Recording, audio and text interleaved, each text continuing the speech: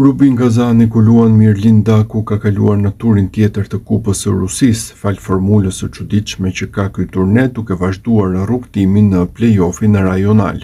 Mënyra se si është kualifikuar nga faza në grupe ka qenë e pazakontë pasi i është dashur një barazim dhe fitore me penallti për të vazhduar më tej në fund të 90 minutave. Në ndeshjen ndaj Akhmat Grozni vendosej se cila skuadër do merrte vendin e tretë në grup dhe kualifikimin në play-offin rajonal.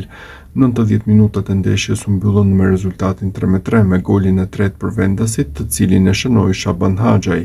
Skuadrat ndan nga një pikë dhe nisën duelin për pikën ekstra që do i jepej ekipit që fitonte në gjuajtjet e penalltive.